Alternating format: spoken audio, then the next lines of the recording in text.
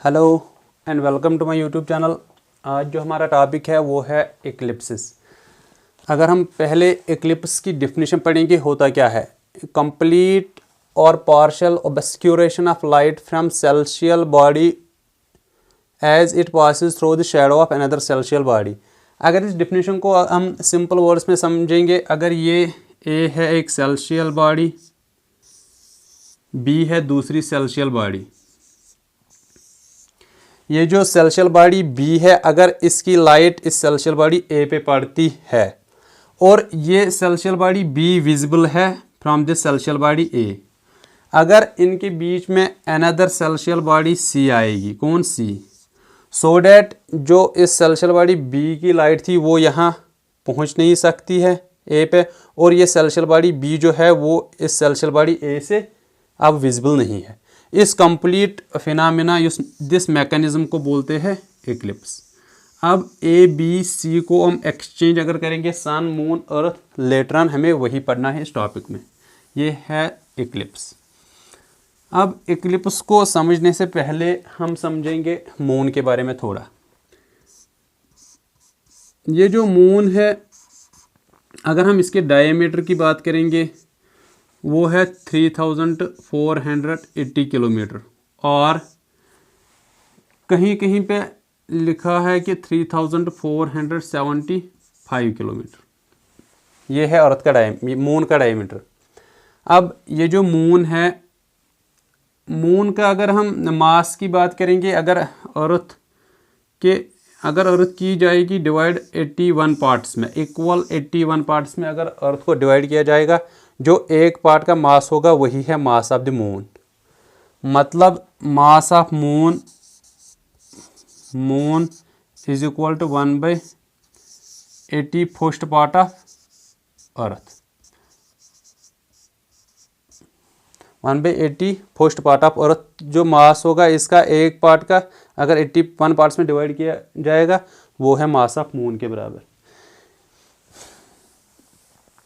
इसके बाद हम करेंगे बात न्यू मून और फुल मून की। जब न्यू मून होती है, कौन, न्यू मून, उस time sun moon and earth एक ही डायरेक्शन में होते हैं, मतलब स्ट्रेट लाइन में होते हैं।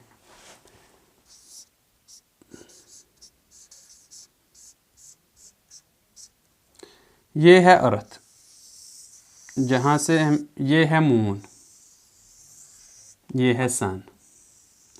अब न्यू मून के कंसेप्ट को समझना है कि न्यू मून बनती है तब जब earth moon sun straight line में होती है। ये है स्ट्रेट लाइन में। अब अगर ये जो मून है इस पे सन रेज पड़ती है, क्या पड़ती है, इस सन की रेज, सन की लाइट। ये है डार्कर पार्ट, इसका बैक साइड है डार्कर, ये क्या है, ये है डार्कर पार्ट, क्योंकि लाइट आगे वाले हिस्से पे पड़ती, इस पे लाइट पड़ती है, इस वाले हिस्से पे, इस सन की। सो बैक साइड जो है वो डार्कर है। जब हम अर्थ से देखते हैं तो हमें कुछ दिखता नहीं है, क्योंकि लाइट इस साइड पड़ती है, ये बैक साइड जो है ये डार्कर पार्ट है, यहाँ लाइट पहुँचती नहीं है। So at the time of new moon हमें कुछ मून दिखती नहीं है। कब मून नहीं दिखती है, न्यू मून के टाइम पे। न्यू मून के टाइम पे हमें मून अर्थ से दिखती नहीं है, न्यू मून के टाइम पे। अब ये जो मून रोटेट ऐसे होती जाए, ऐसे जब यहाँ पहुँची ये मून, कहाँ, यहाँ जब ये मून पहुँची है ऐसे मून, तो अब ये जो सन रेज अब भी पड़ती है यहाँ पे। अब ये ऐसे क्यों घूमा, अभी मैं इसको ऑर्बिट बोलूँगा मून का अराउंड द अर्थ। अभी ये जो मून है ऐसे पहुंची यहाँ, अब सन रेज ऐसे पड़ती है इस पे, किस पे, मून पे, ऐसे। सो ये जो पार्ट है ये विजिबल है, क्या है, विजिबल, और बैक साइड अब भी क्या है, डार्क। और हम यहाँ अर्थ से देख रहे हैं, हमें अब लाइट पार्ट दिख रहा है, मतलब जहाँ पे लाइट पड़ रही है हमें मून का वो हिस्सा दिख रहा है। जब ये स्फीयर है, जब उसका एक पार्ट पे लाइट पड़ती है, वो फिगर जो आती है वो जो विजिबल होता है वो स्फेयर ही होता है, मतलब एलिप्टिकल शेप में दिखता है। ये this is called full moon. ये जो है यहाँ पे जो ये जो मून बनेगी ये है फुल मून। वो होती है न्यू मून, ये है फुल मून। अब बात करेंगे अर्थ और मून के ऑर्बिट की।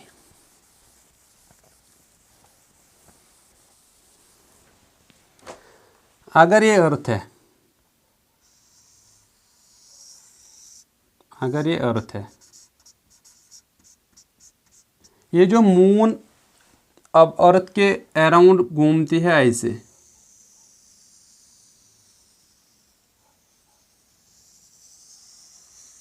मतलब जो अर्थ का ऑर्बिट है वो स्फीयर नहीं होता है, वो एलिप्टिकल होता है, मतलब थोड़ा इलोंगेटेड होता है ऐसे। जैसे यहाँ से अर्थ से मून तक ज़्यादा दूरी है, कहीं पे कम दूरी है।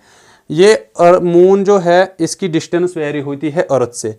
जब मून सबसे ज़्यादा, जब मून दूर होती है, किससे दूर होती है? अर्थ से। ऐसे ये एलिप्टिकल है ना, यहाँ पे नज़दीक है, यहाँ पे भी नज़दीक है, यहाँ पे दूर है, यहाँ पे भी दूर है। जब दूर होती है अर्थ, जब मून दूर होती है अर्थ से, तब ये डिस्टेंस जो होती है वो होती है 4,07,000 किलोमीटर। 4,07,000 किलोमीटर। और जब ये मून ऐसे ऐसे पहुंचती है, ऐसे ऐसे ऐसे, अब यहाँ डिस्टेंस कम रही अर्थ और मून के दरमियान, क्योंकि जो ऑर्बिट है मून का वो एलिप्टिकल है, ऐसे इलोंगेटेड है एक से। जब यहाँ पे पहुँचती है मून, अर्थ के पास जो डिस्टेंस रहती है वो होती है 3,56,000 kilometre. 3,56,000 kilometre. So distance from earth to moon varies. क्यों? क्योंकि मून का ऑर्बिट ऐसे होता है, जब यहाँ पे पहुँचती है तो डिस्टेंस कम रहती है, जब यहाँ पे डिस्टेंस ज़्यादा रहती है। ये है। और ये जो मून का ऑर्बिट है ये हर एक रेवोल्यूशन में अर्थ के ऑर्बिट को इंटरसेक्ट करता है। मतलब ये जो अर्थ का ऑर्बिट है, जब मून रोटेट करती है, हर अपने एक रेवोल्यूशन में 2 बार अर्थ के ऑर्बिट को मून का ऑर्बिट इंटरसेक्ट करता है।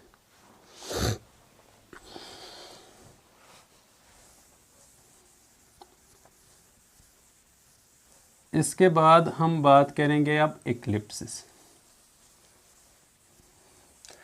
इक्लिप्स को के 2 टाइप्स होते हैं। एक होता है solar Eclipse, solar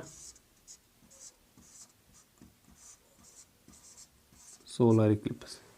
solar Eclipse का मतलब होता है जब मून आती है, ये जो मून आती है सन और अर्थ के बीच में, सन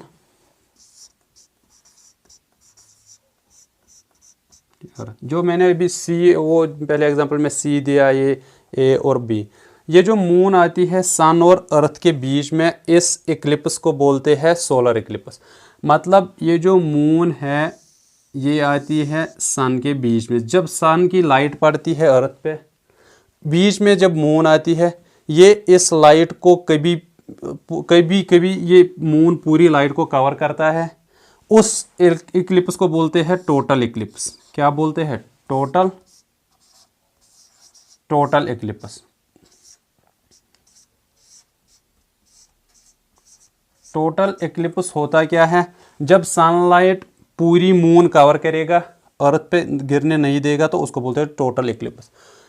जब इसका सन रेज, ये जो सनलाइट है उसका कुछ पार्ट कवर करेगा कौन? मून, और उसका कुछ पार्ट गिरेगा अर्थ पे, उस इक्लिप्स को बोलते हैं पार्शियल इक्लिप्स। Partial Eclipse. जब ये टोटल इक्लिप्स होता है, जो शैडो पार्ट होता है, उसका जो कंप्लीट इनर शैडो कोन होता है उसको बोलते हैं अम्ब्रा।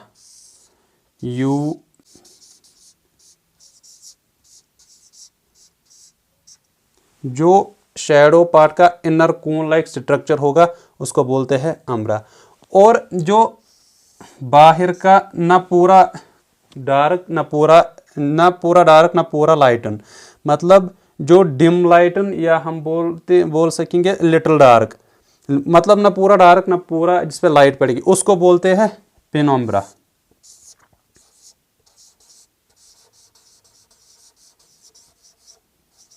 पेनम्ब्रा।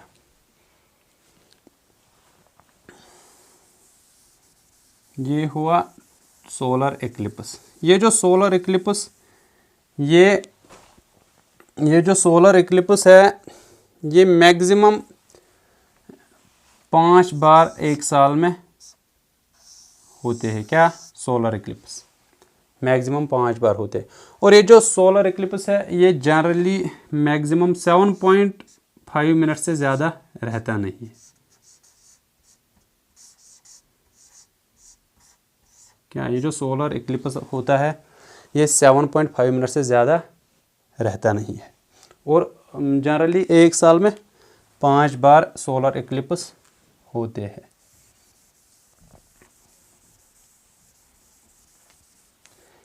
ये जो मून अर्थ सन जब एक ही स्ट्रेट लाइन में आते हैं उसको बोलते हैं, और एक स्पेशल नेम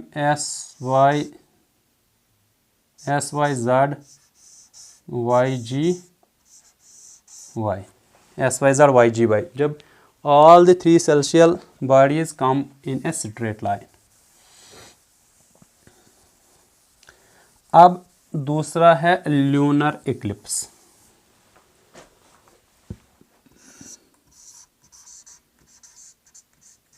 ल्यूनर इक्लिप्स। अब लूनर एक्लिप्स में अर्थ आती है इन बिटवीन। अर्थ आती है सन और मून जो है। लूनर एक्लिप्स होता है जब अर्थ आती है in between sun and moon. अब ये जो सन है, अब अगर ये कंप्लीट ये अर्थ को कंप्लीट कवर करेगा वो होता है टोटल लूनर एक्लिप्स। अगर पार्शल ऑफ दिस सनलाइट, अगर इसका कोई हिस्सा, इस सनलाइट का हिस्सा ये कवर करेगा अर्थ, उसको बोलते हैं पार्शल लूनर एक्लिप्स। और ये जो लूनर एक्लिप्स है ये मैक्सिमम एक साल में 3 बार आते हैं।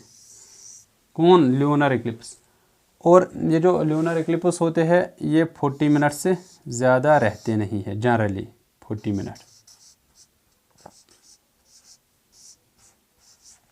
मिनट से ज़्यादा रहते नहीं।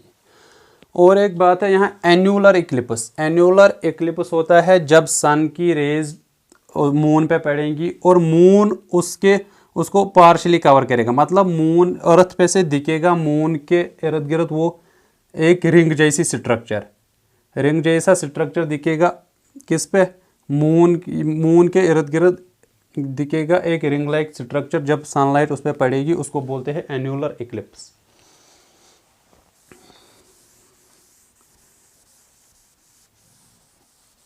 और ये जो एक्लिप्स होते हैं, सिमिलर टाइप ऑफ एक्लिप्स जो होते हैं वो 18 ईयर्स के बाद रिपीट होते हैं। मतलब 18 ईयर्स के बाद जो एक्लिप्स होते हैं, same type of eclipse repeats after 18 years. 18 years के बाद similar type of eclipse repeat होते हैं। उस टाइम पीरियड को बोलते हैं सारोस पीरियड। सारोस पीरियड। जब similar type of eclipse repeat होते हैं वो होते हैं 18 ईयर्स के बाद, और उस पीरियड को सारोस पीरियड बोलते हैं। ये हुआ लूनर एक्लिप्स। अब हम बात करेंगे tides.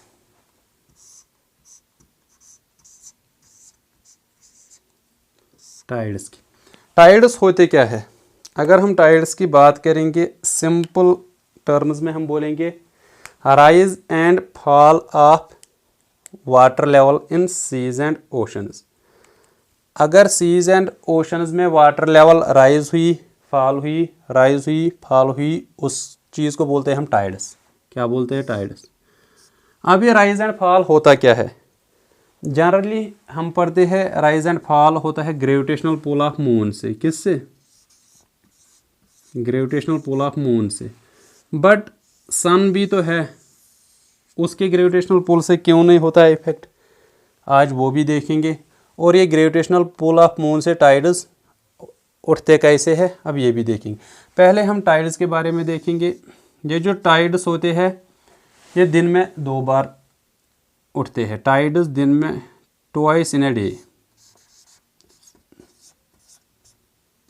Twice in a day. Tides दिन में 2 बार उठते हैं। और 2 higher tides are separated by 2 lower tides. इसकी मीनिंग है अगर एक हायर टाइड उठी और एक हायर टाइड उठी, फिर 2 छोटे लोअर टाइड्स उठेंगे ऐसे, फिर और हायर टाइड्स उठेंगे 2 ऐसे। ये होता है 2 higher tides are separated by 2 lower tides. ये होता है टाइड्स के बारे में। अब ये ग्रेविटेशनल पुल जो होता है ये होता क्या है? ये जो ग्रेविटेशनल पुल ऑफ मून से होता क्या है? जब ये है अर्थ, ये है मून। मून को मैंने अर्थ से नज़दीक क्यों रखा? क्योंकि ये सन से नज़दीक है अर्थ को, सन। ये जो अर्थ है,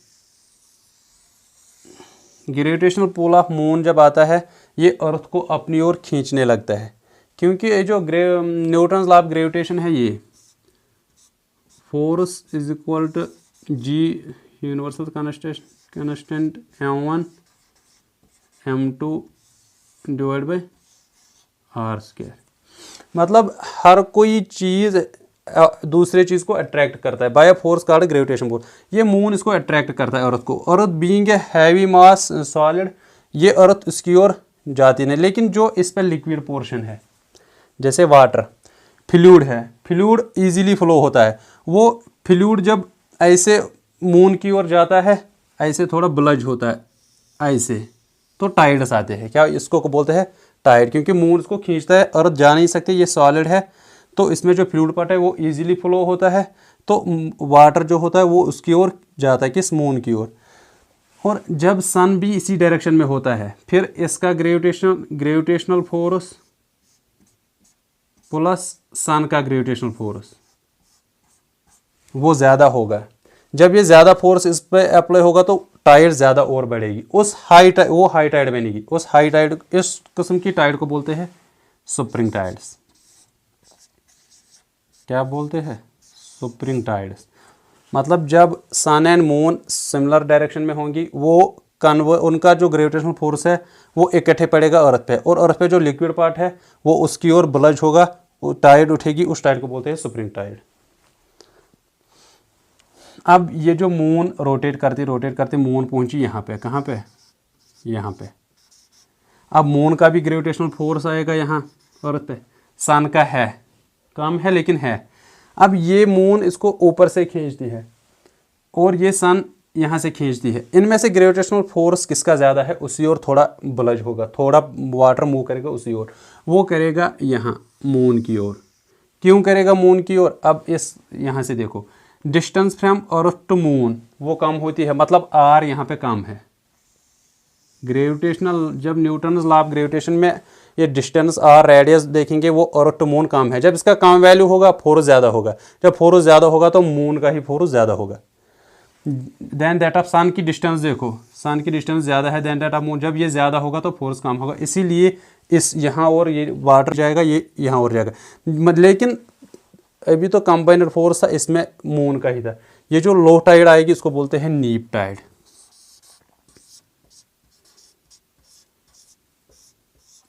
इसको बोलते हैं नीप टाइड। अब सुप्रिंग टाइड भी हमने जाना। जब moon and sun same direction में होंगे वो कंबाइनड ग्रेविटेशनल फोर्स इस पर अप्लाई करेंगे, जो फ्लूइड पार्ट यानी वाटर वो थोड़ा ब्लज होगा, वो हाई टाइड उठेगी, उसको बोलते हैं स्प्रिंग टाइड। और जब ये 90 डिग्री शेप में होंगे, सन एक डायरेक्शन में, मून एक डायरेक्शन में, मून का फोर्स ज़्यादा होता है due to this gravitation, Newton law of gravitation, so that moon की तरफ ये वाटर ब्लज होगा, तो ये यहीं उठेगा, लेकिन लो टाइड होगी, उसको बोलते हैं नीप टाइड। अब ये लो टाइड, नीप टाइड, हाई टाइड अगर हम देखेंगे, इन जो नॉर्मल टाइड उठती है, नॉर्मल टाइड जो उठती है, जो उसका रेंज होता है, क्या होता है, नॉर्मल टाइड का रेंज जो होता है, और स्प्रिंग टाइड और नीप टाइड, ये है फॉर एग्जांपल नॉर्मल टाइड, ये है नॉर्मल टाइड, ठीक। अब नीप टाइड मैंने स्मॉलर टाइड, ये और ये है स्प्रिंग टाइड। बोलता है जो इनमें डिफरेंस होता है ना, ये नॉर्मल टाइड से इसमें डिफरेंस, और इस अगर हम कंपैरिजन करेंगे, टोटल चेंज जो होती है वो होती है 15 to 20%, 15% to 20% चेंज होती है दिस नॉर्मल टाइड से हायर टाइड बनने में, और दिस नॉर्मल टाइड से लोअर टाइड बनने में जितनी भी चेंज होगी परसेंटेज वो 15 to 20%। ये हुआ टाइड्स के बारे में। अब और एक टर्म है टाइडल बोर।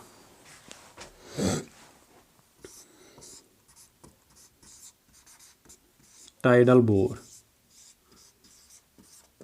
अगर हम कंसिडर करेंगे, ये एक सी है, समंदर या ओशन, यहाँ से एक रिवर आता है ऐसे, यहाँ से एक रिवर आता है ऐसे, ये रिवर का पानी जब यहाँ पे पहुँचता है, यहाँ टाइड उठती है, टाइड्स उठते हैं। जब वाटर लेवल अप होती है, जो रिवर का पानी यहाँ से आता है ऐसे, वो रुक जाता है, और जहाँ ये सी और ओशन का पानी उस रिवर में यहीं से चला जाता है। डायरेक्शन ऑफ करंट जो इस रिवर में डायरेक्शन ऑफ करंट थी वो थी फ्रॉम रिवर टू सी। अब यहाँ जब टाइड उठी, ये वाटर जाने लगा इसकी ओर, और इस डायरेक्शन जो करंट था वो दिस सी टू रिवर हो चला गया ऐसे, कहाँ पे, माउथ ऑफ रिवर, जहाँ पे समुद्र को मिलता है, यहाँ पे, इसको बोलते हैं टाइडल बोर। अब अगर हम टाइड्स के एडवांटेज की बात करेंगे, यूजेस कहाँ होते हैं इसको हम एक दो देखेंगे, तो इसी के साथ ये टॉपिक कंक्लूड करेंगे। पहले ये नेविगेशन में इम्पॉर्टेंट होता है, किसमें, नेविगेशन। नेविगेशन में क्यों, जब टाइड उठती है तो उसी और अगर शिप को हम छोड़ते हैं टाइड की डायरेक्शन में, वो उसको मतलब डिस्टेंस कवर करने में हेल्प करती है, शिप को या किसी और चीज़ को, हुआ नेविगेशन। दूसरी बात है फिशिंग। जब टाइड उठती है, ये जो फिशेस होती है वो शोर्स की ओर जाते हैं, किनारे की ओर जाते हैं, फिशरमैन को ईजी होता है इनको कैप्चर करने में। तीसरी बात है इलेक्ट्रिसिटी जनरेशन।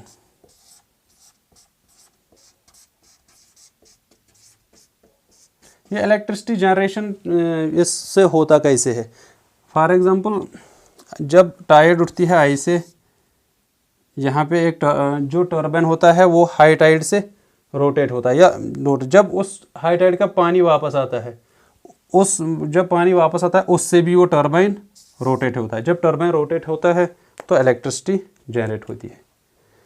आज के लिए इतना ही, मिलते हैं अपने नेक्स्ट लेक्चर में।